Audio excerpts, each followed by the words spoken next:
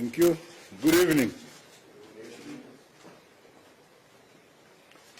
The death early this morning in Singapore of the founder of our nation and iconic leader of our struggle for national liberation, Comrade Robert Mugabe, leaves a big void in our nation.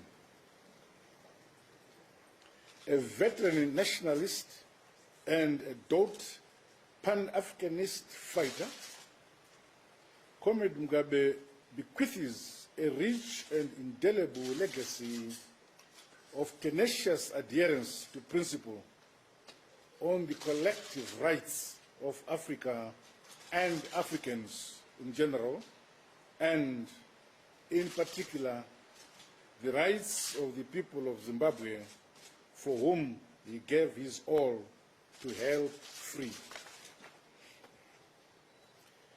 In his life and political career, met and melded key phases, moods and shifts in the story of our national struggle and the quest for freedom and statehood, including the tragedies, pains and rigors which underwrote that epic story.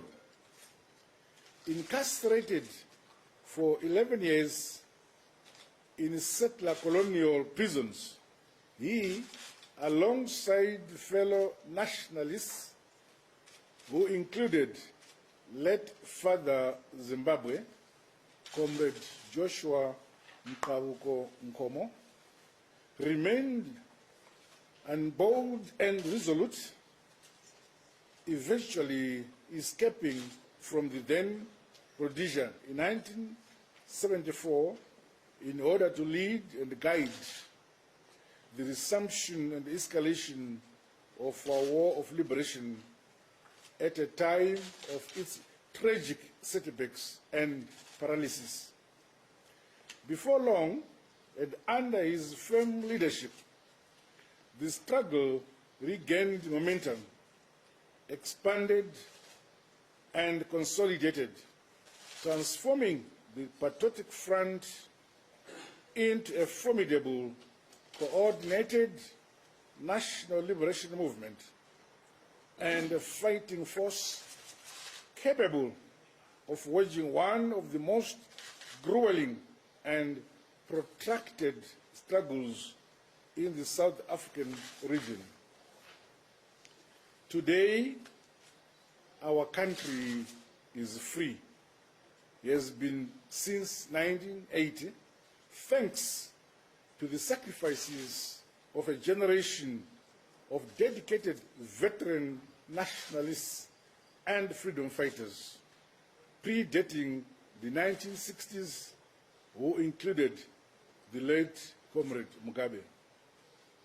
A great teacher and a mentor, the bitterness of long spells in incarceration and anguish of a brutal and a bitter war never extinguished Comrade Mugabe's forgiving inner humanity. That humanity shone and diminished throughout that season of war and forcefully asserted itself by way of the signature policy of national reconciliation on which our whole statehood was founded and built.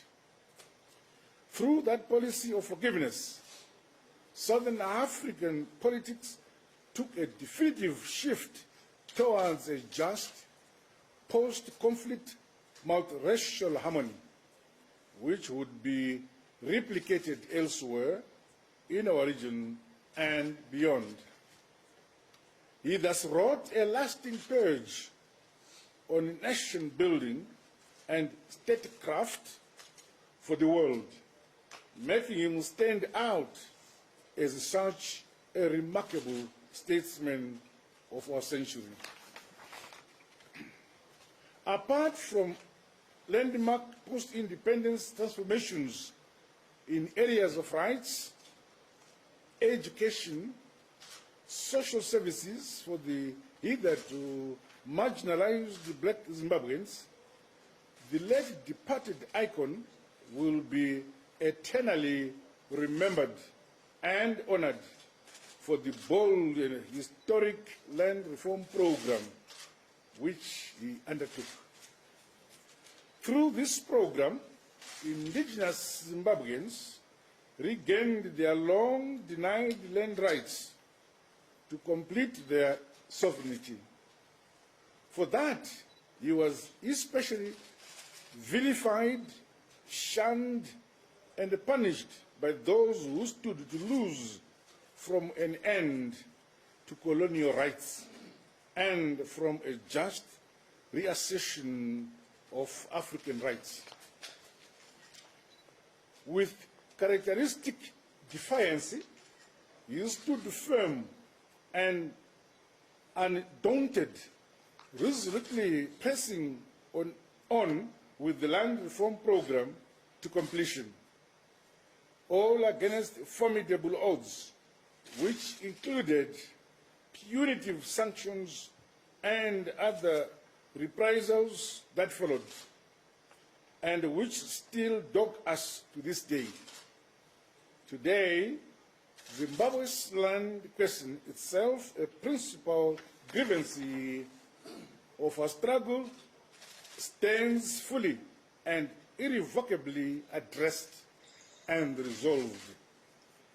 History will remember him for this bold move. As we mourn the passing on of our commander, liberator, founder and leader, we remain determined to carry forward the transformation he so fervently desired, including protecting and defending the gains of the struggle for which he made huge sacrifices. On the backdrop and the solid foundation of the First Republic, which he molded as its leader, we today recover and grow our economy, brick by brick, until his lifelong vision of an empowered people is realized.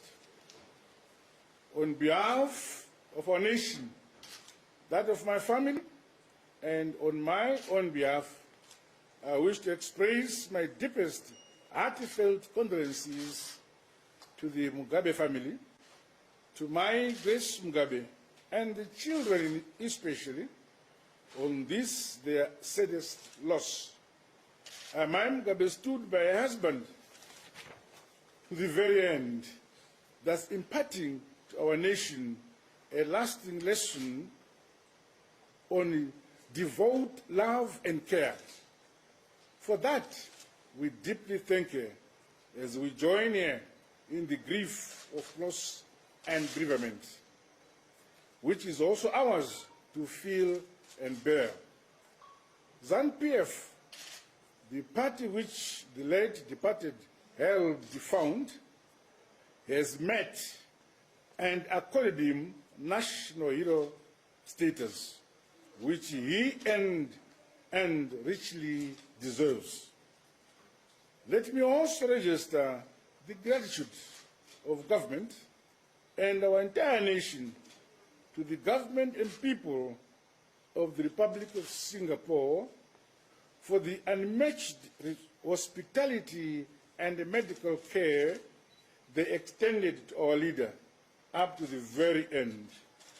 In particular, we are most grateful to the team of medical experts and support staff which cared for him with such great diligence, dedication, and compassion. They did all they could up to the very end. As we await the arrival of the remains of our dear departed icon, we pray that the good Lord grant him mercies, putting his dear soul to eternal rest. We as Zimbabweans declare days of mourning for our leader until he is buried. Thank you.